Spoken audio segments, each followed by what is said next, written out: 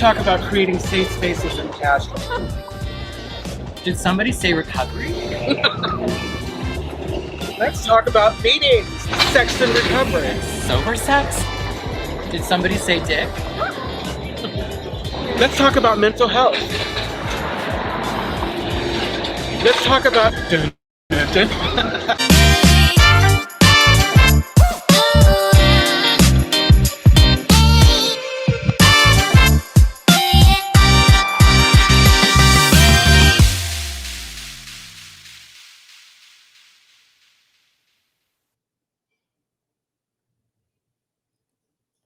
Welcome. You are at the CCC. Where there are no outside issues with Bonnie Violet. And Lulu. Each week, we will provide and create a brave space where we engage in conversations around topics of recovery. And our intention is to inspire better spaces for recovery. By tackling... That was people in recovery. I'm sorry. It's right? like I got too comfortable. I know. I was like, we're doing it by tackling topics used to separate us. And so before we do, please make sure that you like, share it. Do whatever you do. Share it now. Yes, exactly. Now, please. Oh my God. Welcome back, Bonnie. Hey, it's good to be back. Right on. So how are you doing? I'm doing well. I'm feeling cute in this romper today. Absolutely. And just some folks are just listening. You can't hear my romper over the voice, but maybe you can.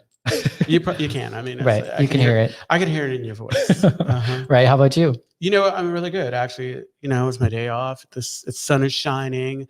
I had brunch today with a good friend.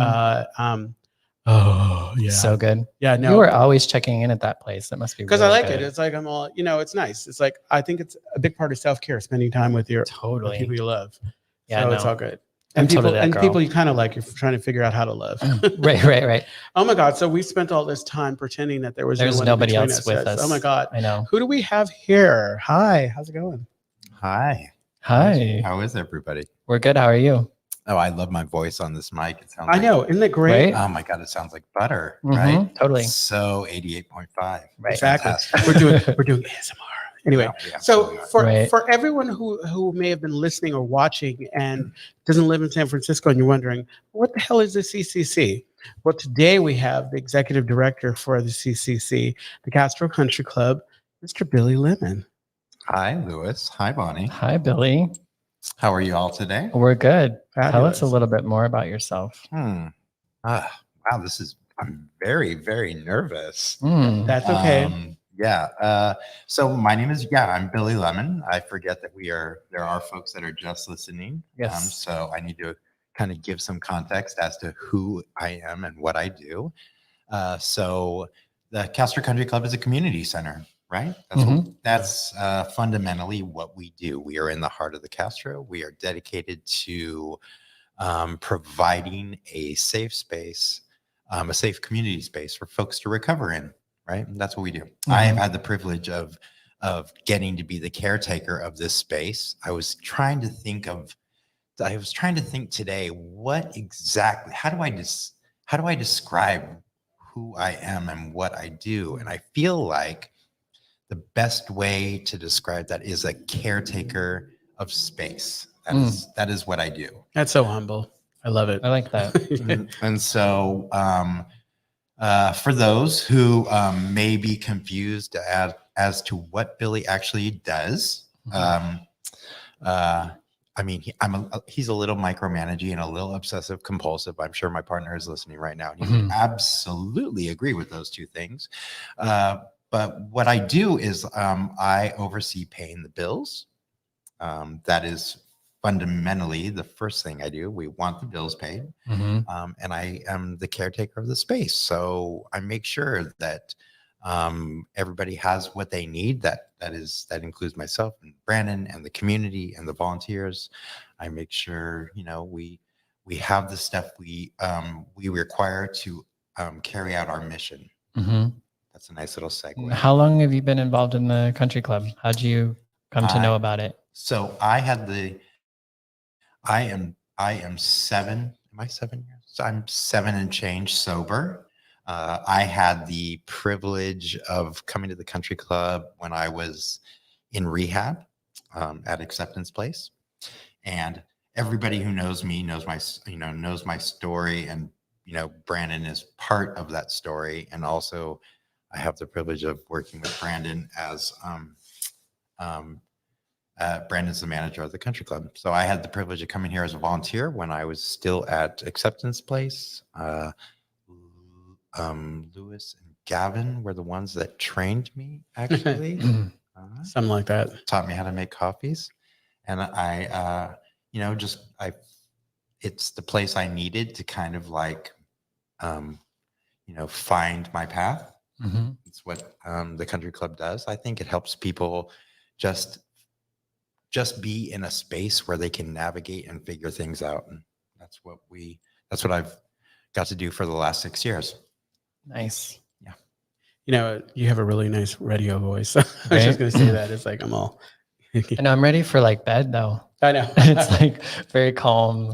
Yes. Not bed in a sexy way, like bed in a sleepy way. Absolutely. So either way, I don't know. That red romper says otherwise. I know, exactly. It's like you're ready for a night on the town. Right.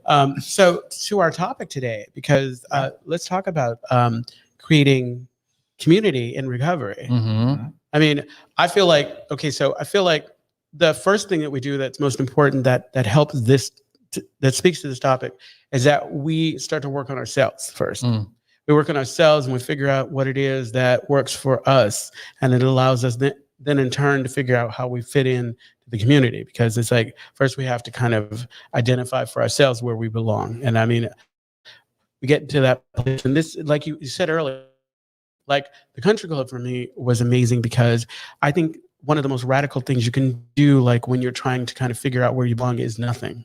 Right. Because all of a sudden, and now I want to fix everything I believe was a mess. And the truth is that you walk into the forest 100 miles and turn around and be out.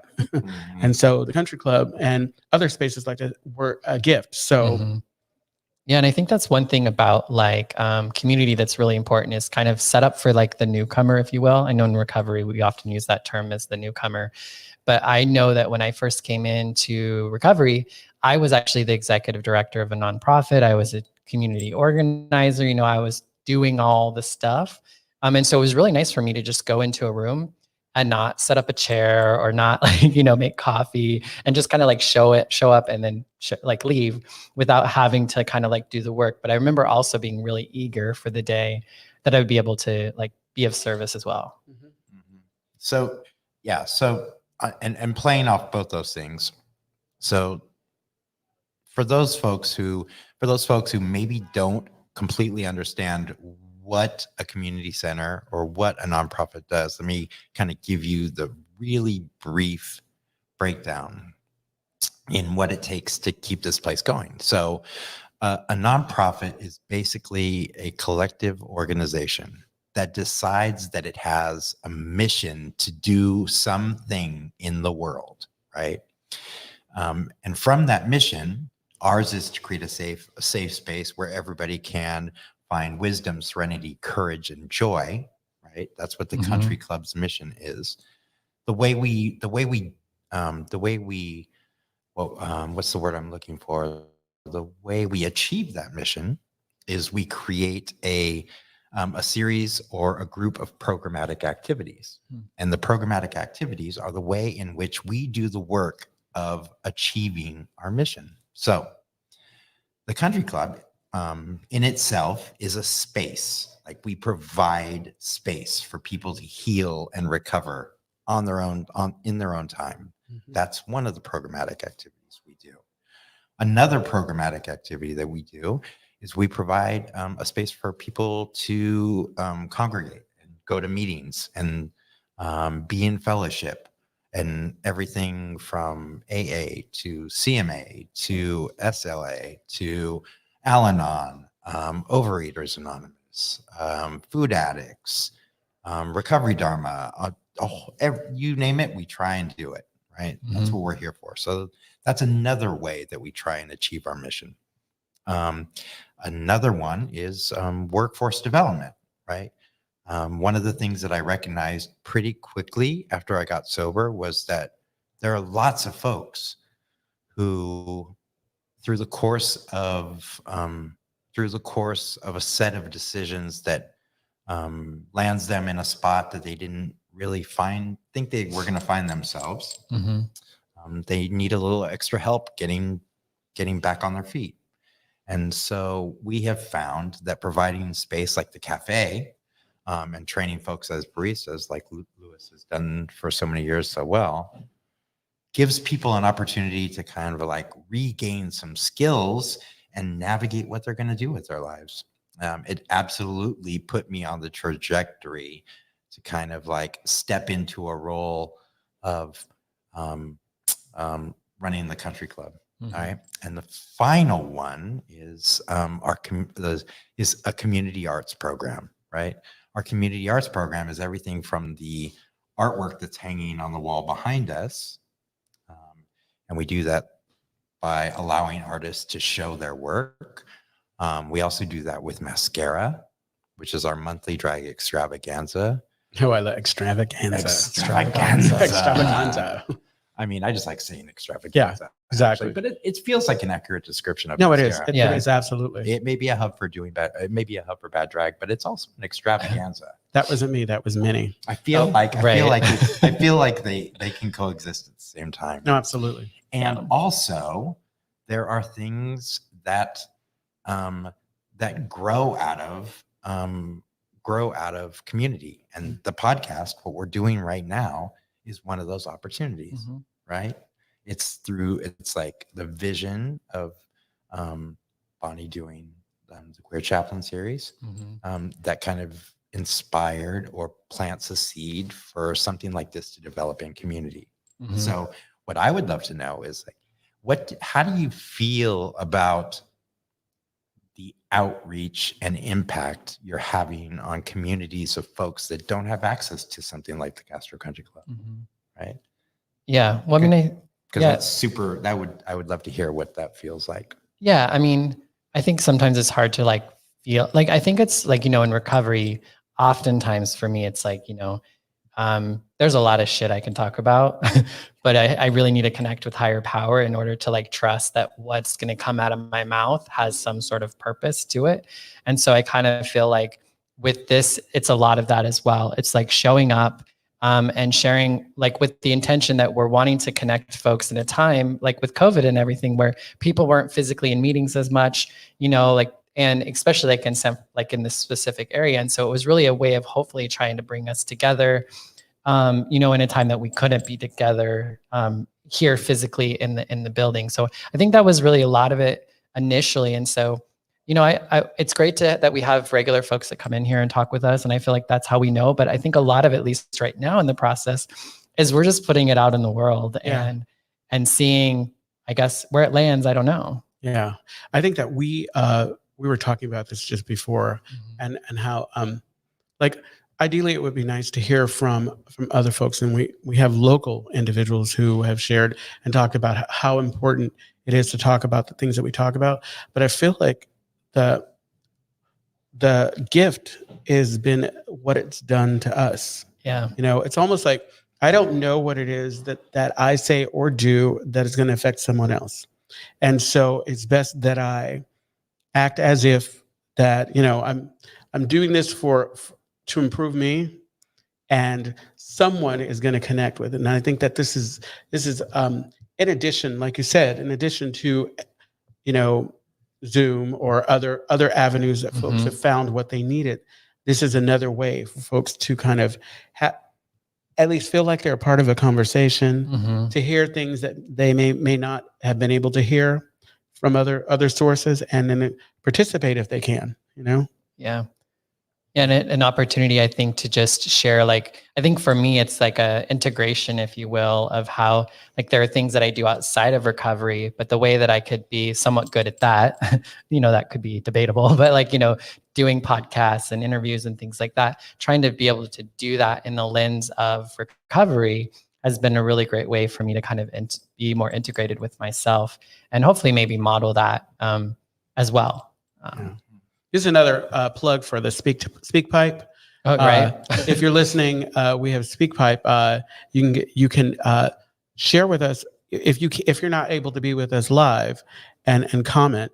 You can also share with us your thoughts, because it's going to help shape the things that we speak about in the future. Mm-hmm. You know. Yeah. So, Lewis, how talk to me about um, the communities that you belong to, if you're comfortable sharing, and Yeah. and what they represent for you. So you were talking about the different things that the club does. One thing that I wanted to add is that after going 16 months without working and then being in the fortunate position to open up the club every Thursday morning, what it did was it changed in me. It kind of got me ready to go back to work. It that work ethic that was dormant, it kind of woke it up. So I was absolutely ready to go back when it was time, because you live in San Francisco, you don't have that option. As far as the communities that I'm a part of, I can speak. So I was working here, and I was coming up with all of these wonderful excuses not to participate in the pageant that we do yearly for mascara, the country club pageant. One of the benefits of winning said pageant, I'm a talent, I'm a title holder, is being able to host that monthly drag show extravaganza. Mm-hmm. And I think the thing with local drag, I never wanted to be like a drag celebrity. I don't want to be on any of those shows. I don't want, I barely want to perform sometime, but whatever. It's a great way to kind of figure out who you are. It's ironic that putting on a bunch of makeup and pads or whatever is what helped me to kind of really kind of refine my voice. We were talking about it before. It's like there's this period you figure out your voice, and we figure out ourselves in the beginning of recovery, and we're messy sometimes about how we go about things. And I think that messiness is important, but you do it in a way where you feel safe, where you feel like you can explore, be released to just be who you are, so that you can then refine and figure out how to speak up for yourself, how to express yourself in a way where you're being true to who you are, but you're not losing that in your messiness. Right. So I have this community. Like, once I put on that drag or whatever, I have this amazing group of folks who still call me by that drag name, and who, oddly enough, they think that I'm a good performer. Like, I judge myself, but that I've been able to use that as my creativity that continues to help me to kind of build and grow. I've actually been able to work on other things as a result of that. Like, I have folks who will reach out and say, "Hey, can you come and just act as host for this art show, this thing or whatever?" It opened other doors that I didn't know were there for me. Mm-hmm. So that's what one community. I mean, it's like when I think about it, I kind of am a part of a bunch of other communities in different ways. My favorite community is the one that has me going home. No, I don't know. It's like let me pass it on to Bonnie, because I mean that's the community for me that stands out the most. Mm-hmm. I mean, because the other thing that and I'll move on. The other thing after hosting. Okay, so Mini Happy Returns is my drag persona, and I think that one of the things that you miss out on when you only perform and you don't have an opportunity to host is creating that personality for your persona that's separate from you. And as a result of doing that, I was able to kind of expand my fundraising, my ability to kind of reach out to folks, and also create this separation between who Minnie is and who Lewis is, because it's super important for me to celebrate who Lewis is as much as it is to kind of maybe lift up Minnie. And so it's just been a gift, It's like I've found people that I wouldn't normally find, because they were excited to see me as Minnie, and I'm like, I don't know, it was a wonderful thing, and I get to pull her out whenever I need to pull her out. Right. Put her back whenever you don't want her. Exactly. I hope, I feel like there's more that I could share, but it's like that was the aspect of it that, as far as community, that stands out.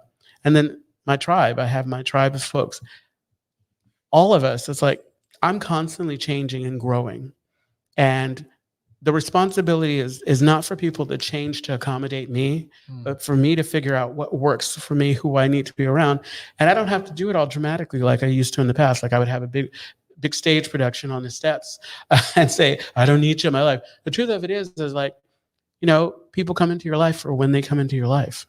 And if I'm thinking about me and what I need and trying to be true to who I am, I let you come in and I love you, and then I let you leave and grow and go and grow in that direction that you need to, without making it a messy thing about me. So I'm going to shut up because it's like I'm all blah, blah, blah.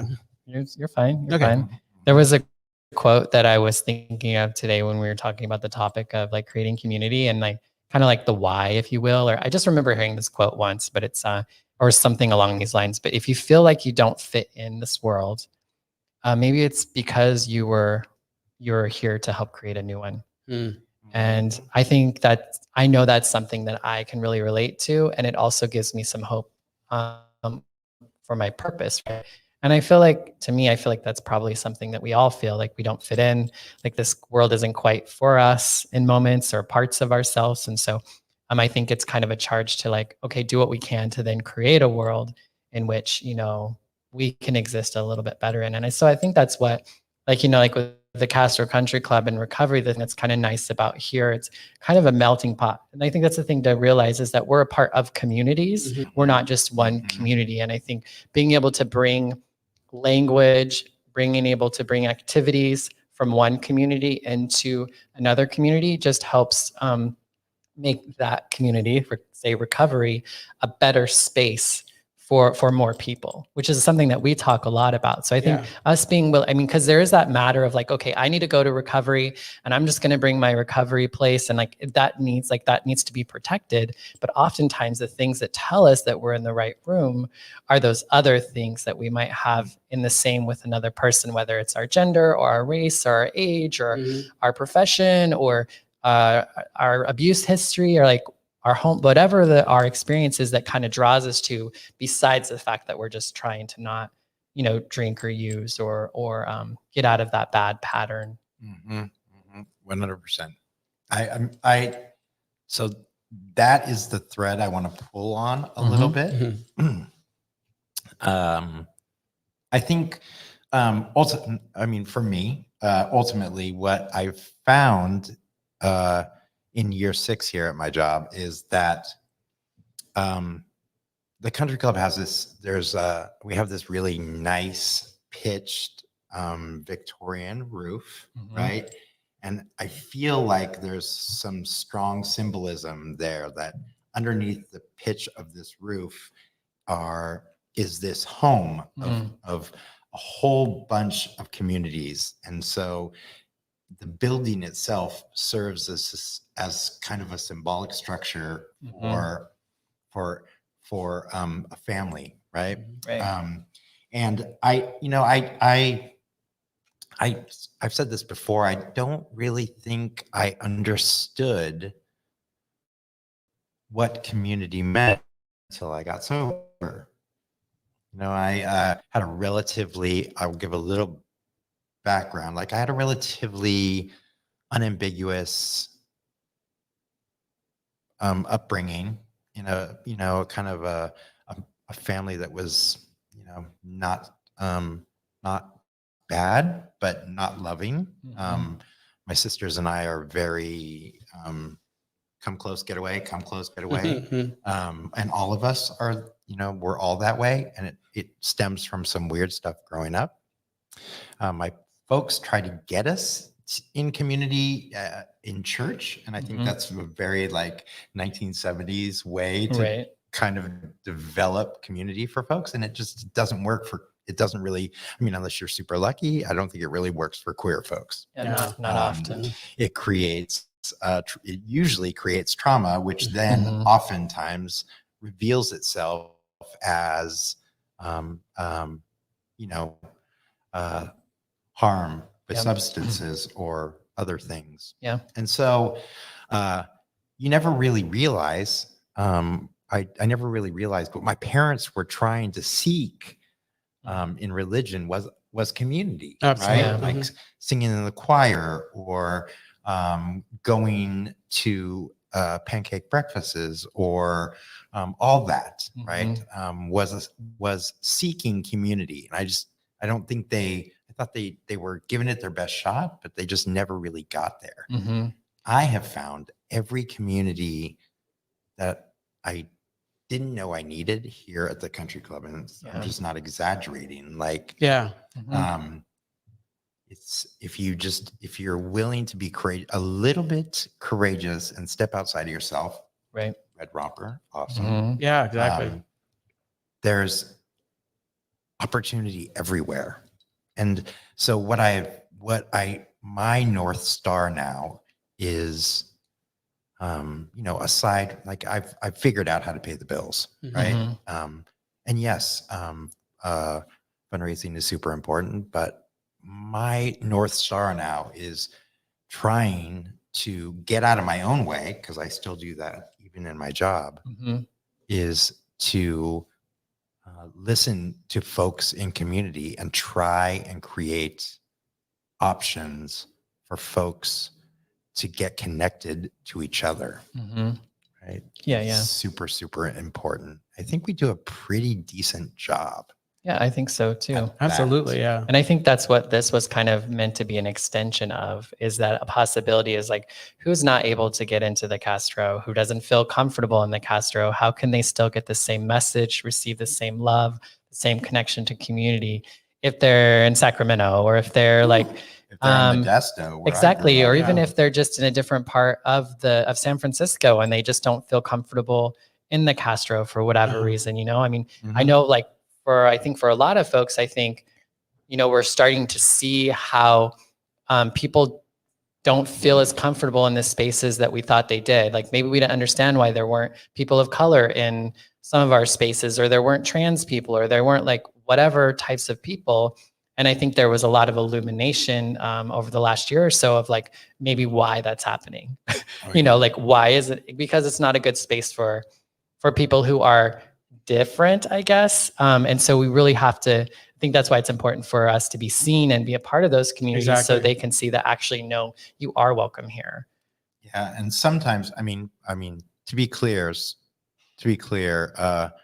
folks often don't show up as the best versions of themselves, right?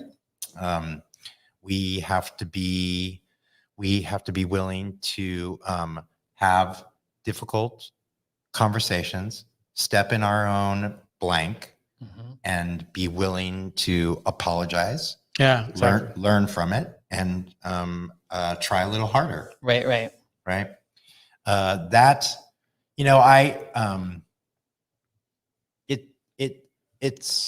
it's pretty remarkable when you think about it, that this little building can be the springboard for so much good, right? It's and for how many years?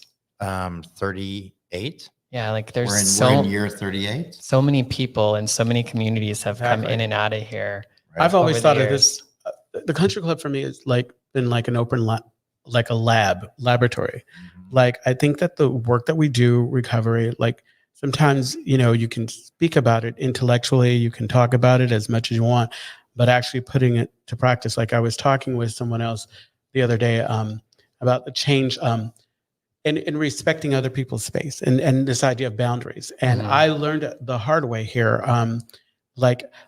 Example, I remember how I used to kiki and get all silly with some of my friends in early recovery, but we were talking about issues that were kind of, we talked about before, there are issues of race and other things, and not taking into consideration how other people might react or how we might react to other people reacting, because that's important. And I had a close fellow, Charles M.C.,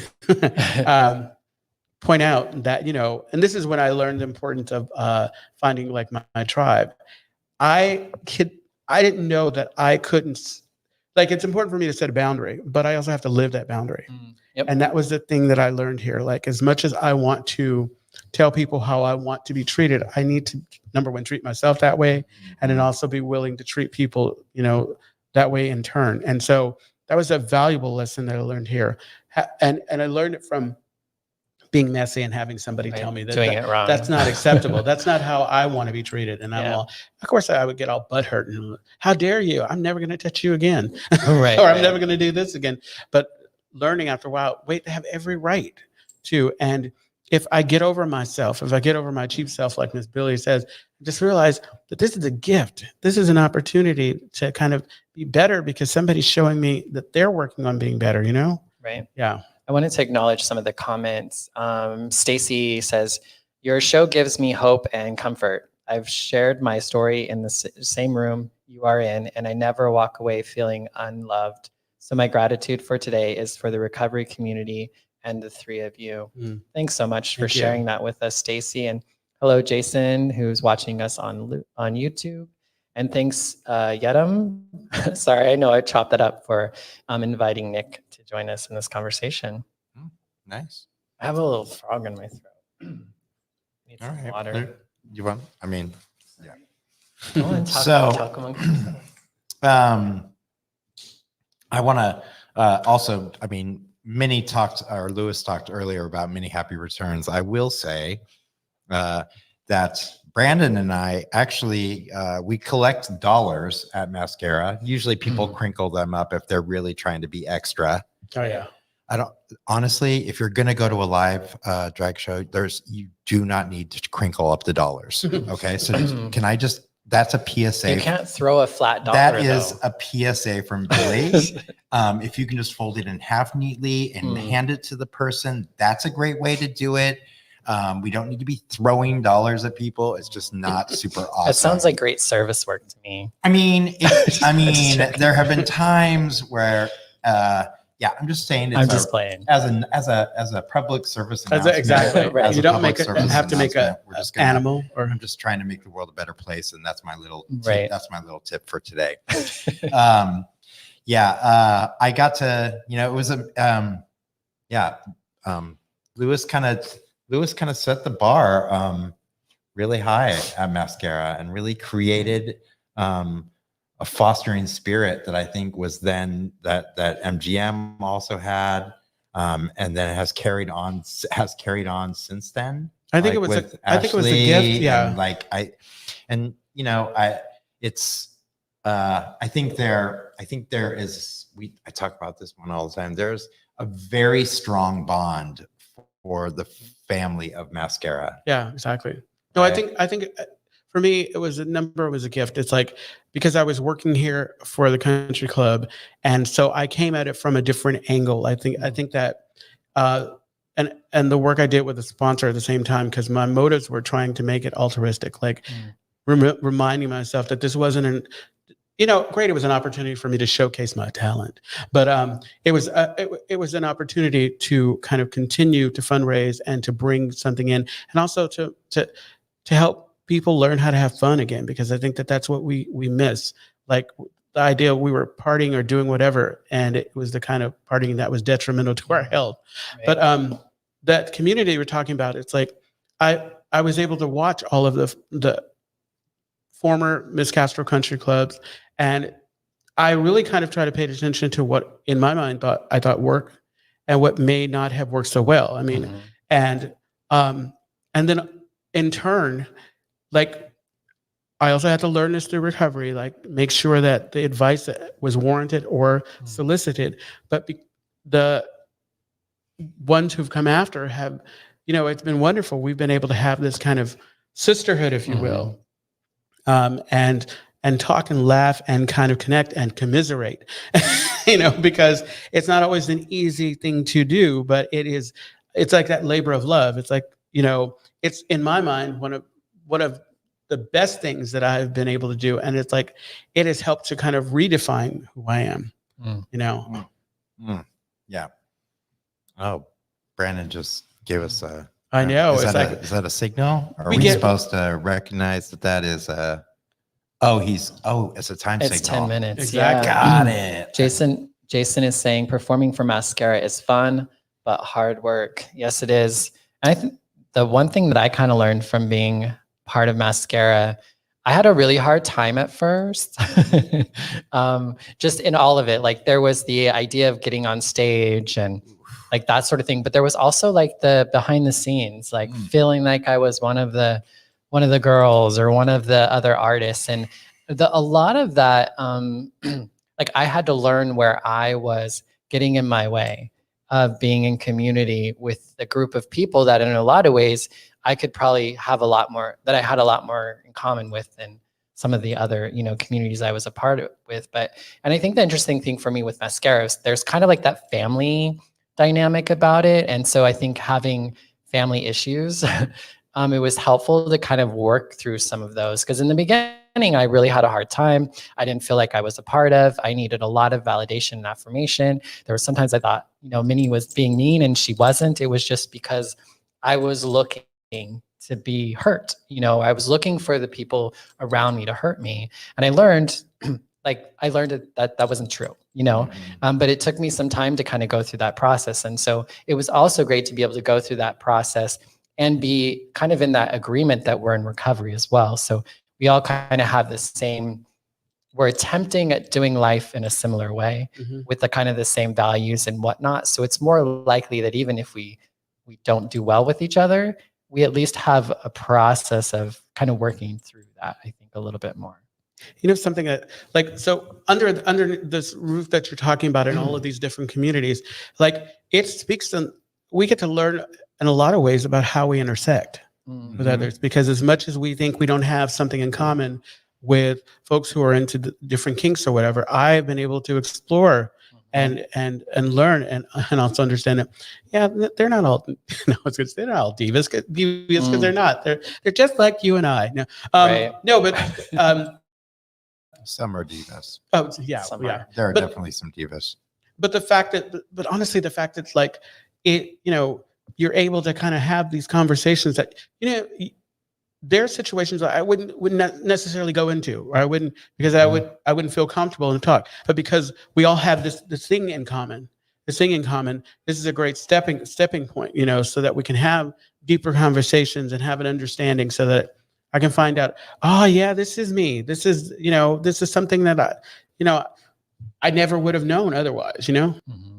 Yeah, so there's one other little nugget I'm going to get in here and plug, actually, because I feel like something that I think I've seen in the last 6 years kind of hold folks back is this whole financial reckoning that happens when folks decide to change their lives, right? I had it. Lots of folks I know have it.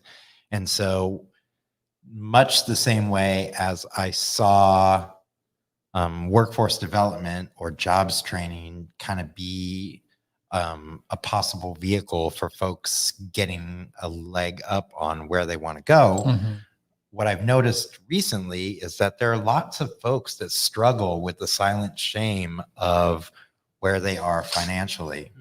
And so I'm going to put this out into the universe, but if you are somebody who feels like you are alone and suffering, and you don't really know how to talk about debt or your finances, you can stop by the country club and you can ask for Billy and we can sit down and have a conversation, because I feel like something that is on the forefront for the country club is creating a space around finances where folks can feel supported and empowered to kind of make good choices for themselves and grow. Absolutely.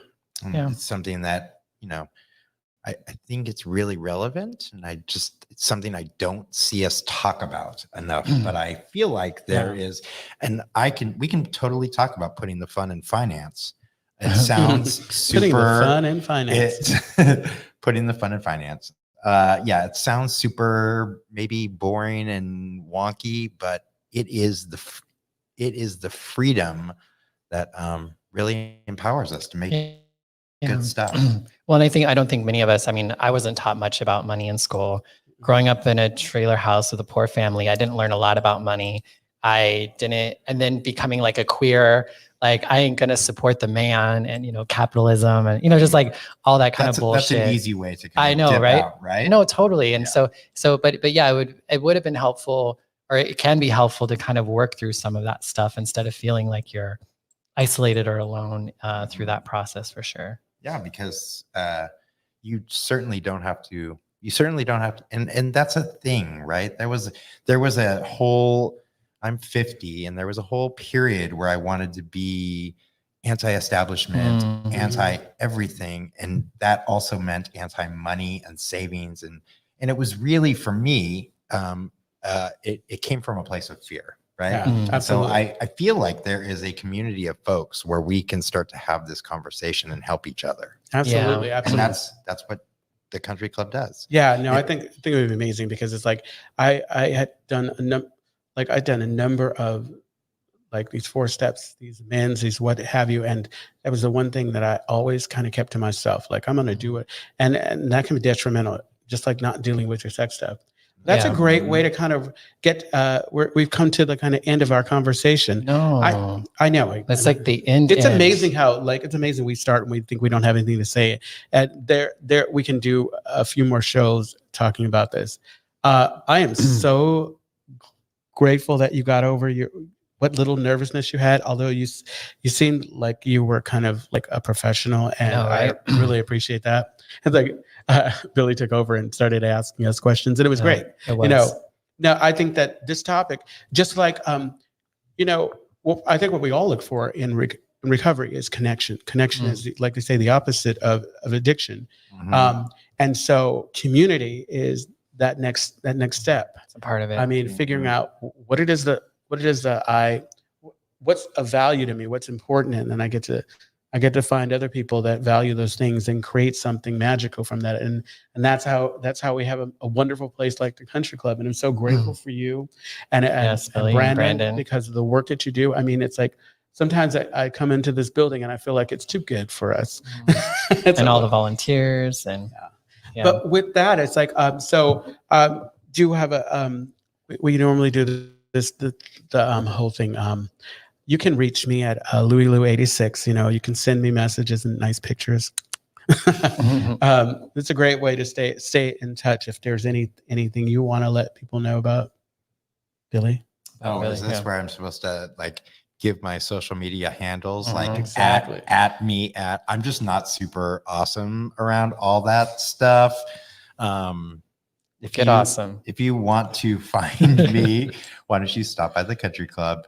I have an open door policy. You can always just pop on back there and we can sit out back and have a nice conversation and coffee. Awesome. And if you're coming across on the socials, feel free to direct message the Castro Country through there, and you can get a hold of Billy that way. And you can reach me at a queer chaplain anything, on everything, or Bonnie Violet, but a queer chaplain is really great. And then this is is this where we say this was our final episode? The series finale. No, not the series, the season finale. Just the season. Season one. Season one. Yes. And so our plan after this is to take about 4 weeks off, and then we'll come back. Same time, same bat channel. Same bat time, same bat channel. And we'd love to hear from you in the meantime. So we're going to close out with all that contact information, and we'd love to hear from you over the next month. Exactly. And just a reminder, as Billy said earlier, the Castro Country Club is a clean and sober gathering place for all people and a home for the queer recovery community located in the heart of the Castro district of San Francisco. We endeavor to be a space where all can seek wisdom, serenity, courage, and joy. And for more information, go to castrocountryclub.org. And if this is your first time coming across this podcast, just know that you can find us on YouTube or the Country Club's Facebook, and you can see a series. This is our 16th episode. So there's lots of really great content out there. We've had some amazing guests. And so if this is your first time, check out some of those others. Absolutely. And look for us at the CCC, wherever you listen to podcasts. And we mentioned that SpeakPipe earlier. Please leave us a voicemail on our SpeakPipe. The description is the link is in the description. That's how that works. Exactly. And email us at podcast@castrocountryclub.org. And just as a reminder, we are not a like representative of any, well, we kind of are like Lily's representing we the only Castro speak- we Country only speak- Club, yeah, but we're not exactly. representing any specific, recovery group or process or anything. We don't speak on behalf of anyone but Exactly. ourselves. No, we did not. Don't send me those complaints. Don't do that. Right. Yeah. All right. And don't forget to, that's usually your part. Wait, and don't forget to, don't forget to like, comment, share, subscribe, and follow us. Most important, share with Share with your friends and the people you don't like. I know, exactly. Right? Especially with the people you don't Their like. Pray for them a inventory, couple like, weeks. here you go. Thank Yeah. you. Check this out. Thank you. Bye-bye. Bye-bye.